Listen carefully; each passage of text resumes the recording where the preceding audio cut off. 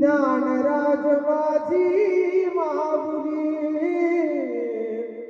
कोण होते छत्रपती शिवाजी महाराज आहे का